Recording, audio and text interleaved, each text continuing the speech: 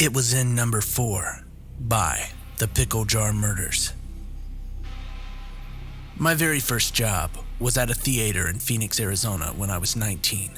I was born and raised in Phoenix, and there was a local chain that had been around for forever. Everyone I knew had some sort of connection to it. My dad worked for it when he was a teenager, and my best friend was a supervisor at one of the locations. And various friends and acquaintances I had known over the years ended up working for them at some point in their young lives. So working for that chain was kind of a rite of passage for most young people in Phoenix. The location I was hired for was in the food court of Paradise Valley Mall. There were several malls in the Phoenix area, but that one was my favorite. While other malls struggled and changed to keep up with suburban consumerism over the years, PV Mall always felt like it was immune to all of that. You could walk down the corridors and hardly ever see an empty space. Or if you did, it was because something great and exciting was coming in very soon. However, in 2004, the struggle every mall eventually has was slowly creeping in, and it was starting at the theater. I only ended up working there for about 2 months before the theater closed. Apparently, there had been rumors since before I started there that the theater was close to death. Yes, it was in a busy and popular mall, but the chain had just opened a bigger and better theater down the road a bit, and I guess that attracted more people to it. We only had 7 screens, and none of them had stadium seating. Most of the older theaters in the chain got converted, but I guess we were just overlooked. When the managers finally did announce that we were closing, it came as a surprise to nobody. I ended up being the very last employee out the door on our last night of operation, and since my till balanced perfectly, I got to take home a poster from one of the cases. I chose National Treasure. I was hired near the beginning of 2004, and it was my very first job, and I was nervous as hell. I think the very first thing I said to a customer was an awkward, "Hello today." Thankfully, all he wanted was a large popcorn and drink, which was easy enough. I hated working concessions though, and after a week there, I was cross-trained to the usher position. I was also given the ticket take position as well. I won't say I cross-trained for that because there isn't much cross-training needed for tearing people's tickets and telling them where the auditorium is. At least with the usher position, I had to be trained on which chemicals to use for what when cleaning the bathrooms. The box office was off limits to new hires like me. I guess they only trusted the elite, the best of the best, to sell tickets behind a plexiglass booth. In this case, the best of the best was a surly girl covered in acne who never smiled and read a paperback when there was a lull in customers. And the 2 months that I worked there was one big lull. I loved having usher duty, mostly because it meant I didn't have to interact with customers or handle money or worry about getting an order wrong. All I had to do was stick to a schedule and clean the auditoriums after each showing. Fortunately, the only theater that was ever a chore to clean was the number 7, because it was the largest one and always showed whatever the new movie for the week was. The first 4 auditoriums were supposedly the original ones, and the other 3 were added later. This meant that they had different AC units and the lighting was different. Those 4 auditoriums were always cold. I know most theaters are bring a jacket cold, but these were more bring a parka cold. And the drawback for anyone with usher duty was that you had to wait until the closing credits were over for the house lights to come up by themselves.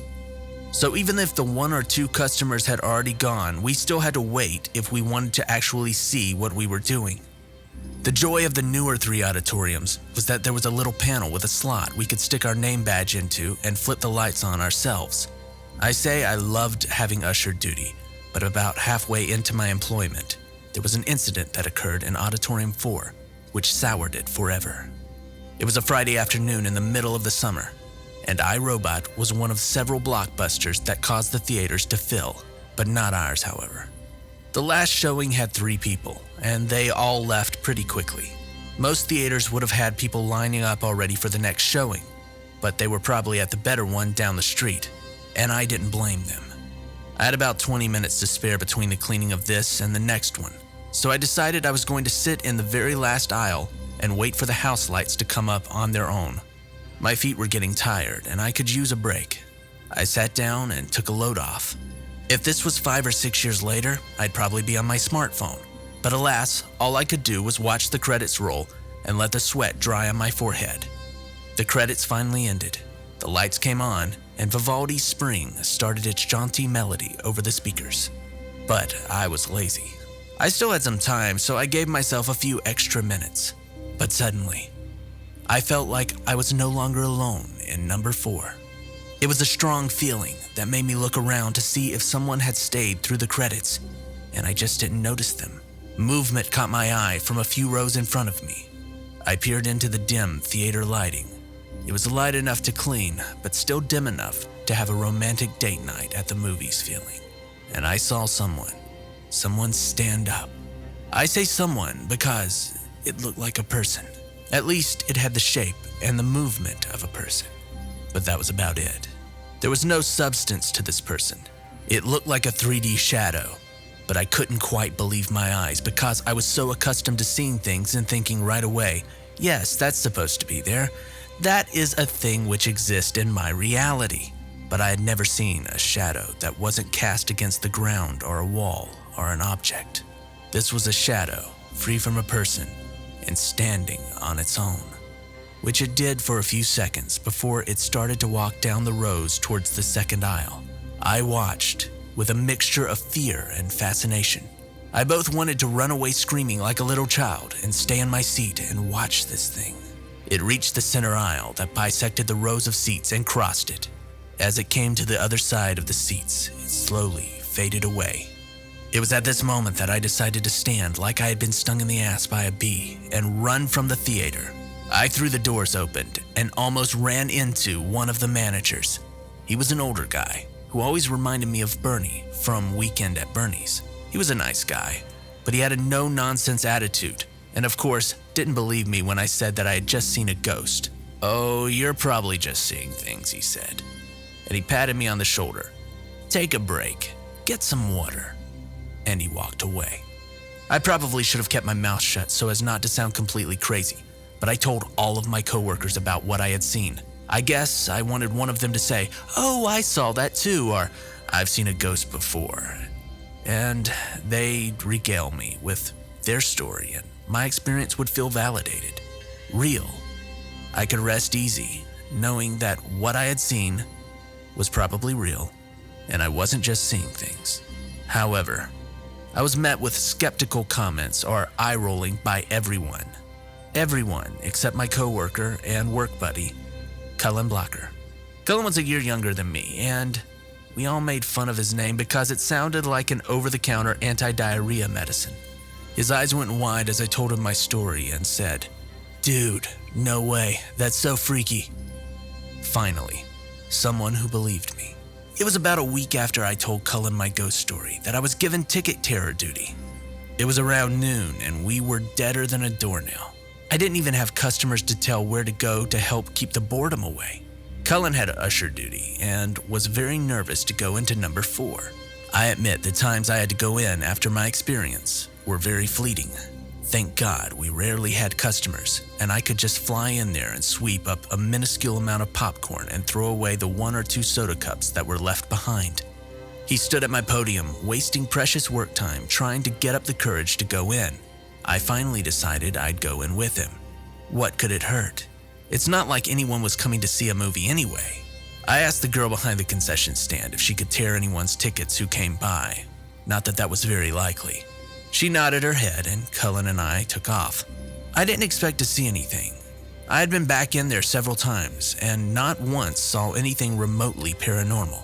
But Cullen seemed really freaked out by my story, and I was bored out of my mind, so I thought, what the hell? The credits were still rolling at number 4, so it was dark.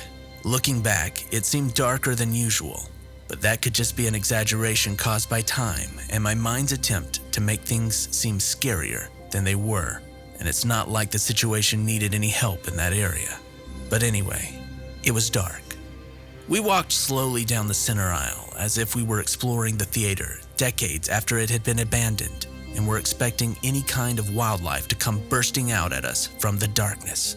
We made it to the no man's land between the front row and the screen, where uncaring parents tend to let their obnoxious kids run around. This time, Cullen and I were the only obnoxious kids down there, and the only people in the auditorium. We stood there surveying the rows of seats, looking for any sort of movement, any shadowy form that might rise out of a seat and start walking. But there was nothing. I began to say something like, "I guess it's all clear," when before I could even open my mouth, Cullen says, "Dude, this isn't fun anymore." I turned towards him to ask what he meant when my peripheral vision was filled with a white light. If I hadn't seen it, I certainly would have felt it. Your body has a kind of radar that is constantly going and tracks when people or things are near it, even when you don't realize it.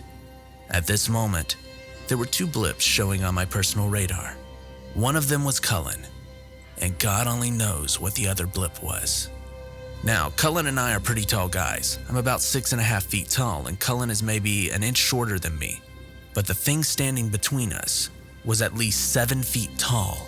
Whatever this was, it wasn't the thing I saw before. This wasn't a shadow person that you could see right through and probably wouldn't be able to touch. I had a feeling that if I reached out and touched this thing, it'd be solid, or at least would have some ectoplasmatic substance to it. It was bright white, only it didn't emit any light. It's not like it was illuminating the theater or the space it was occupying. It was like a glow-in-the-dark t-shirt. You couldn't read by it, but it was bright. It had the shape and the form of a person if it had been drawn in ink and then smudged by the artist's fingers. It had undulations around itself that reminded me of a woman drowning in a wedding dress. That is not to say that this thing looked female or appeared to be wearing a dress at all. Again, I both wanted to run screaming down the aisle and stay rooted to the spot and study this thing. After a few seconds, my legs made the decision for me, and I ran up the aisle. I have no regrets about leaving Cullen behind with that thing, because if he was smart, he would have been racing right up the aisle beside me. I reached the doors, and I stopped. I turned and looked down. I know I was dealing with something that was not of this world, and probably didn't obey the rules of physics like any other occupant in this reality. But I kind of felt safe in that doorway. Like if I needed to slip past the threshold, I would be free from harm if this thing came soaring towards me. Cullen stood transfixed by this thing not more than 2 feet away from him. I couldn't tell exactly where its head was, but it turned towards Cullen and seemed to regard him. I could hear Cullen speak to it, but I couldn't tell exactly what he was saying. Was he actually talking to it? Or was it a prayer for safety?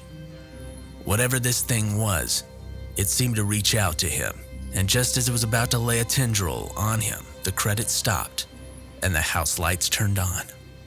I blinked once, and the thing was gone. Cullen took a step back and looked around him to make sure whatever it was really gone, and there wasn't a trace of it. Later on, we compared notes on what we saw, just to make sure we actually saw whatever it was that we saw. We both described the same thing and the same feelings we got from it. I asked Cullen what he was saying to it, and he looked at me, puzzled for a moment, and said he didn't remember saying anything to it. I swear I heard him talking though. But I wasn't going to press him any further. No one at the theater believed us. As far as they were concerned, we were just 2 dorks that either shared a hallucination or just made it up. I'd like to say that it was either of those things, but I know what I saw, and so does Cullen. The rest of my time there went by without incident until the theater closed.